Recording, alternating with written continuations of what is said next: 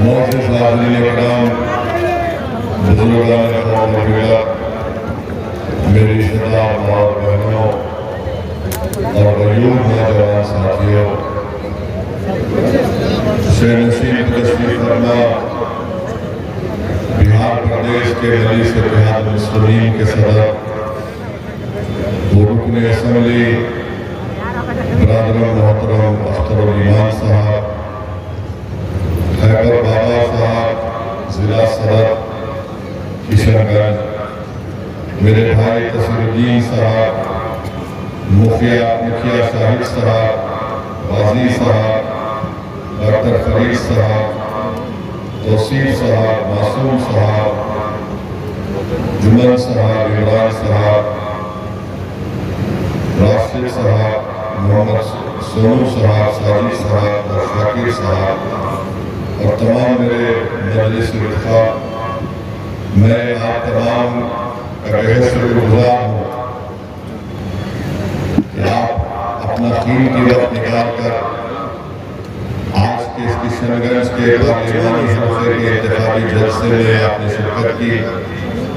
मैं आपका बेहद शुक्रगुज़ार हूँ और इतनी बड़ी तादाद में आपका यहाँ पर जमा होना अल्हम्दुलिल्लाह हम तमाम के हौसलों को बुलंदी करता है और इस बात का पैगाम सारी दूसरी पार्टीज को, उनके उम्मीदवारों को देता है कि इंशाअल्लाह ताला आपकी बार किशनगंज में एक नया इनकलाब पैदा होगा जिसको आप पैदा करेंगे और आप यहाँ से न जावेद को कामयाब करेंगे, न मास्टर को कामयाब करेंगे, बल्कि इस बार आप तमाम मुत्तहदा तौर पर एक काबिल और एक मेहनती और गयूर अख्तरुल ईमान को अपना नया मेंबर ऑफ पार्लियामेंट बनाकर सीमांचल के इंसाफ के लिए आप दिल्ली को रवाना करेंगे। मुझे यकीन है इन नौजवानों के चेहरों को मैं देख रहा था यहाँ पर बैठकर और उनके चेहरों को देखने के बाद मुझे इत्मीनान भी हुआ कि उन चेहरों की पेशानियों पर कोई बल नहीं था, वो मुतमईन है और साथ ही साथ वो बेचैन है 26 तारीख के लिए, क्योंकि नौजवानों आप जानते हैं कि सीमांचल की इंसाफ की लड़ाई अगर किसी ने शुरू की तो मजलिस इत्तेहाद मुस्लिमीन ने शुरू की। यकीनन मरहूम तस्लीम साहब ने अपनी जिंदगी में इस काम का आगाज किया था, मगर मजलिस इत्तेहाद मुस्लिमीन ने सीमांचल के इंसाफ की लड़ाई को अपनाया। हमने बिहार में अगर अपने सियासी सफर का आगाज किया तो सीमांचल की इंसाफ की लड़ाई से हमने आगाज किया। लफ्ज सीमांचल न राजद बोलती थी, न कांग्रेस, न जेडीयू, बल्कि मजलिस इत्तेहाद मुस्लिमीन ने सीमांचल की नाइंसाफी की बात की। तो मैं आपको एक बात बताना चाहता हूँ कि आपने जो सियासी शऊर अपने आप में बेदार किया, आज से 2 या 3 दिन पहले जब नरेंद्र मोदी पूर्णिया को आए तो उनको भी हालत मजबूरी में सीमांचल बोलना पड़ा। तो यकीनन हमने पहली कामयाबी हासिल कर ली। हमने इस इलाके को सीमांचल के नाम से जब पुकारना शुरू किया, अब हर पार्टी सीमांचल के नाम से भारत का ये सबसे पसमानदा पिछड़ा इलाका है और इसकी इंसाफ की लड़ाई उसी वक्त मुकम्मल हो सकती है जब आप अपने वोटों से एक मुतहरिक और फाल और एक ईमानदार और मेहनती शख्स को किशनगंज से अपना एमपी बनाकर दिल्ली को भेजाएंगे। आपने जावेद साहब को मौका दिया और आप जानते हैं कि मौजूदा रुकने पार्लिमान ने किशनगंज की जनता के लिए, किशनगंज की आवाम के लिए, माँ और बहनों के लिए कोई काम नहीं किया और आज भी कांग्रेस पार्टी के पास किशनगंज में कोई दिखाने के लिए कोई चीज नहीं है और वही ये कह रहे हैं कि नहीं हम सेकुलर पार्टी है, हम फुला काम कर देंगे, MIM पार्टी को मत दो वरना बीजेपी आ जाएगी। मैं आपसे अर्ज करना चाह रहा हूं कि जावेद साहब नाकारा MP साबित हुए हैं। ये मैं नहीं कह रहा हूं, कांग्रेस पार्टी की एक जलसे में कांग्रेस के कुलहीन सदर जनाब खरगे साहब बैठे हुए हैं और उनकी मौजूदगी में साबिका रुकने असेंबली तौसीफ साहब ने जनता के सामने ये कह दिया कि जावेद साहब आपने किशनगंज की जनता के लिए काम भी नहीं किया और आप कहीं पर भी नजर नहीं आए। बोला था ना, हम झूठ तो नहीं बोल रहे। जब उन्हीं के पार्टी के जिम्मेदार शायद ये कह रहे हैं, लीडर ये कह रहे हैं कि जावेद तुमने काम नहीं किया और तुम गायब थे, तुम नजर नहीं आए, तो एक मानो में कांग्रेस पार्टी ने इस बात की तस्दीक कर दी कि जावेद ने काम नहीं किया, किशनगंज की जनता से उनकी कोई मुलाकातें नहीं हुई। और फिर मैं आपको एक और चीज याद दिलाना चाहूंगा, जब कोविड में लोग परेशान थे, आपने जावेद को देखा या अख्तरुल ईमान को देखा, बताइए। जब कोविड में लोग परेशान थे, बीमार थे, सीमांचल की आवाम अगर हैदराबाद में फंसी हुई थी, मुंबई में फंसी हुई थी, तो उनको वापस लाने का इंतजाम या उनकी कोशिश करने का इंतजाम अगर कोई कर रहा था तो जावेद नहीं कर रहे थे, अख्तरुल ईमान की क़ियादत में मंदिश कर रही थी। मेरे अजीज दोस्तों और बुजुर्गों, जब तौसीफ साहब ने खुद ये कह दिया कि जावेद नाकारा है, तो बहादुरगंज की जनता का काम ये है कि वो अपने वोट को जाय होने से बचाएं, अपने वोट को इस्तेमाल ना करें जावेद के लिए, क्योंकि याद रखिए अगर आपका वोट जाय होगा तो खुदा ना खास्ता इसका फायदा बीजेपी और JDU को हो सकता है। मुत्तहिदा अपने वोट का इस्तेमाल करिए, तभी जाकर हम किशनगंज से एक हरकियाती शख्स अख्तरुल ईमान को हम कामयाब कर सकेंगे। आप एक एक वोट को अपने अख्तरुल ईमान साहब की कामयाबी के लिए इस्तेमाल करिए।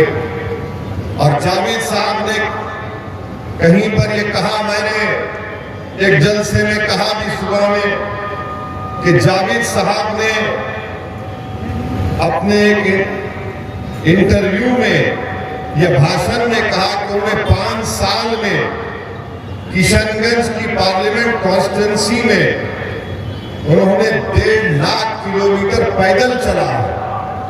1.5 लाख किलोमीटर पैदल चला है। अब हम तो कांग्रेस पार्टी से कहेंगे कि आइंदा जब ओलंपिक्स होगा उसमें चलने का एक गोल्ड मेडल होता है, जावेद को भिजा दो, जावेद गोल्ड मेडल जीत के ला देगा इंडिया के लिए। कोई 5 साल में 1.5 लाख किलोमीटर चलने का मतलब यह है कि रोज 100 किलोमीटर चलना पड़ेगा उसको। घर से नहीं निकलता वो। हाँ, घर से नहीं निकलता वो। तो मालूम हुआ कि जावेद और मोदी में लंबी लंबी फेंकने का कंपटीशन चल रहा है। अरे कुछ तो ढंग की बात करिए। जनता को बेवकूफ समझते हैं कई लोग कि मैंने 5 साल में 1.5 लाख किलोमीटर पैदल चला। अरे अगर आप 1.5 लाख किलोमीटर चले तो 10,000 किलोमीटर पर हैदराबाद है, हमसे मिल लेते आके। अरे बताइए आप कितना झूठ बोलते हैं। तो आपसे हमारी अपील है बहादुरगंज की जनता से कि आप अख्तरुल ईमान साहब को कामयाब करिए। याद रखिए जब कोई पार्लियामेंट जाता है तो पार्लियामेंट कोई जाकर सिर्फ उस पार्लियामेंट की बिल्डिंग को देखकर खुश होने के लिए नहीं बैठता है वहां पर। वो जब पार्लियामेंट को जनता भिजाती है किसी को अपना सांसद बनाकर, तो उम्मीद करती है कि उनकी तकलीफ का जिक्र करेगा, उनकी लड़ाई लड़ेगा। अलीगढ़ मुस्लिम यूनिवर्सिटी का मसला है। जावेद बोलते हैं कि मैंने बड़ी कोशिश की, आपके बिहार में एक MGM कॉलेज है, वो यूनिवर्सिटी में तब्दील हो गया, तो बताओ तुमने क्यों नहीं किया अलीगढ़ का काम? आप नहीं किए काम अलीगढ़ का। जिस वक्त अलीगढ़ यूनिवर्सिटी का कैंपस का यहां पर इफ्तिताह किया गया, डॉक्टर मनमोहन सिंह की सरकार थी, आपका वजीर आजम था, UPA का आपका था। जब केरल में अलीगढ़ का कैंपस मुकम्मल तौर पर बन गया, तो यहां पर सीमांचल में किशनगंज में क्यों नहीं बना? ये किसकी जिम्मेदारी है, किसने नहीं किया? और फिर आप जानते हैं कि रोड का मसला है, कई रोड खराब है, जावेद को उसकी फिक्र नहीं है। और फिर यहां पर बगैर रिश्वत के म्यूटेशन का काम होता है क्या, बताइए? हम झूठ तो नहीं बोल रहे ना? बगैर रिश्वत के म्यूटेशन का काम नहीं होता। हर काम का एक कमीशन है। कमीशन किसके पास जाता है? कमीशन किसके पास जाता है? अब आप बताइए, जावेद साहब उसको भी नहीं रुका सके, कुछ नहीं रुका सके। और फिर साथ ही साथ आप जानते हैं कि किशनगंज का जो रेलवे स्टेशन है, पूरे सीमांचल में सबसे ज्यादा पैसा वही कमाता है। किशनगंज का जो रेलवे स्टेशन है, सबसे ज्यादा पैसे वही कमाता है। दूसरे स्टेशनों को देखो तो वंदे भारत की जो ट्रेन है, हावड़ा से जलपाईगुड़ी किशनगंज में नहीं रुकती। जावेद साहब तुम उसको भी नहीं रुका पाए। अगर तुम 1.5 लाख किलोमीटर चले हैं, तो तुम 10 किलोमीटर रेलवे ट्रैक पर चल के सो जाते कि मैं नहीं जाने दूंगा वंदे भारत को, पूरे लोग निकल कर आओ। जलपाईगुड़ी से, हावड़ा से जलपाईगुड़ी ट्रेन जाती है, नहीं रुकती है वंदे भारत की ट्रेन। अच्छा, जावेद साहब के घर के करीब एक रमजान नदी है, उसका मॉडिफिकेशन करना है, घर के पास भी आप नहीं करा सकते। आपके घर के करीब है, आपने वो काम नहीं करवाया। और मेरे अजीज दोस्तों और बुजुर्गों, किशनगंज जिला बना 1990 में। किशनगंज जिला बना 1990 में। इस जिले में एक लाइब्रेरी नहीं है, एक लाइब्रेरी नहीं है। आप कैसे MP को वोट डालेंगे जो एक लाइब्रेरी नहीं बना सकता अपने पार्लियामेंट कॉन्स्टिट्यूंसी में? अपने घर के करीब रमजान नदी का मसला है, नहीं करवा सके। कई गवर्नमेंट के कॉलेजेस नहीं है, अस्पताल नहीं है। 5 साल में जावेद साहब ने क्या निशांदरा घाट के ऊपर ब्रिज बनाया? क्या मटियारी के ऊपर ब्रिज बनाया? नहीं बनाया जावेद साहब ने।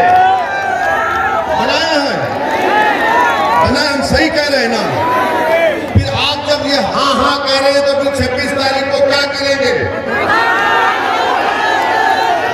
अब आप देखते जाइए, यहां बहादुरगंज के कई बच्चे भारत के कोने कोने होटलों में जाकर मजदूरी करते हैं, बर्तन साफ करते हैं, उसकी भी इनको फिक्र नहीं है।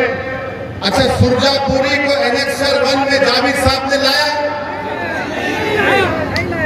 सुरजापुरी को एनेक्सर 1 में जावेद साहब नहीं लाए, जबकि तेजस्वी और नीतीश को ने सपोर्ट कर दिया कांग्रेस पार्टी ने। अरे तुम सत्ता में थे 2 साल, नीतीश ने गुलाटी 2 साल के बाद मारी थी ना, तुम 2 साल में करवा लेते, वो भी नहीं करवाया। अच्छा ये बताइए, बहादुरगंज को अनुमंडल का मौका दिलाया जावेद ने? बहादुरगंज को 25 साल से ये मुतालबा है आपका कि इसको अनुमंडल की मांग की जा रही है। आप सत्ता में थे कांग्रेस, मगर आपने बहादुरगंज को अनुमंडल का भी मौका नहीं दिलाया। तो मेरे अजीज दोस्तों और बुजुर्गों, बहादुरगंज में बहुत से काम करवाना बाकी है। मैं मानता हूं इस बात को कि जिसको आपने मदरस के नाम पर वोट दिया, वो छोड़कर भाग गए। भागने वाले भाग सकते हैं, मगर एक बात का यकीन कर लो आप, असदुद्दीन ओवैसी को अल्लाह जब तक जिंदा रखेगा, मैं किशनगंज और सीमांचल की लड़ाई लड़ता रहूंगा। कोई मेरे साथ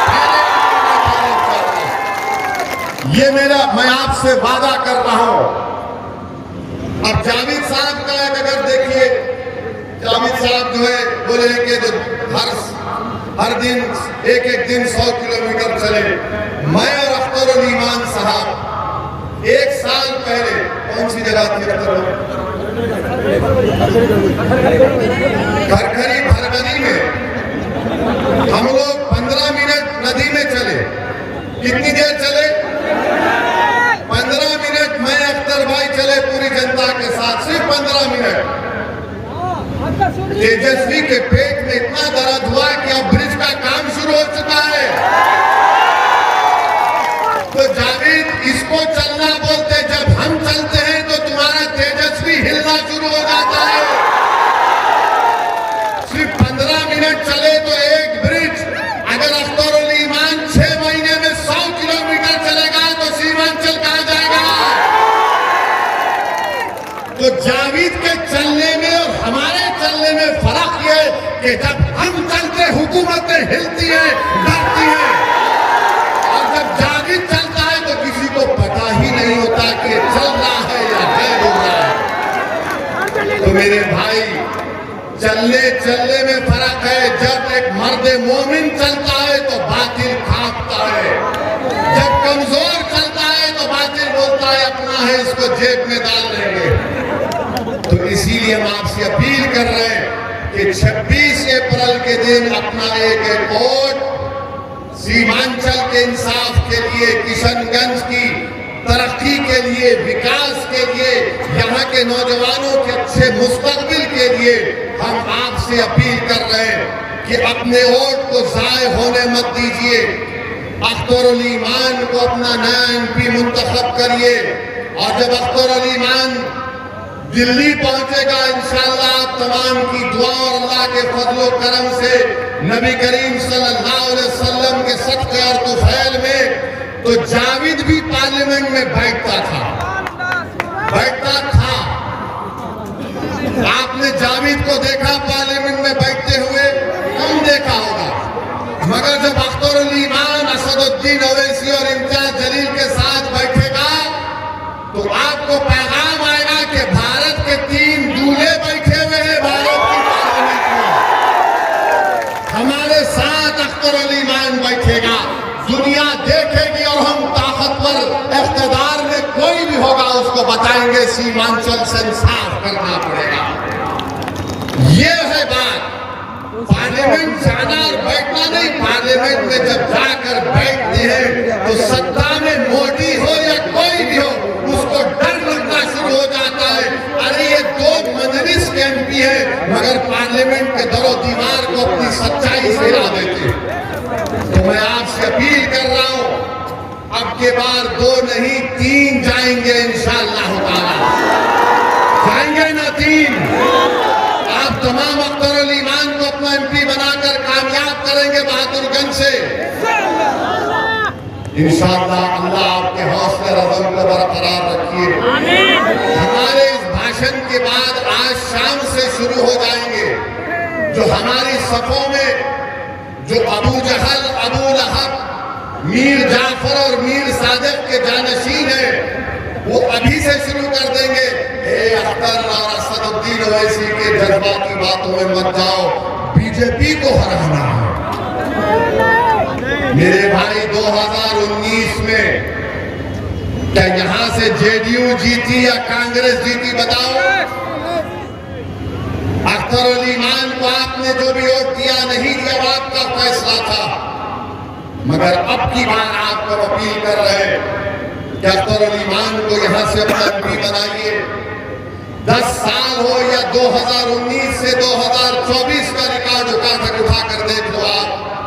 ट्रिपल तलाक का कानून आया पार्लियामेंट में, क्या जावेद ने मुखालिफत की या असदुद्दीन ओवैसी ने मुखालिफत की? बताओ।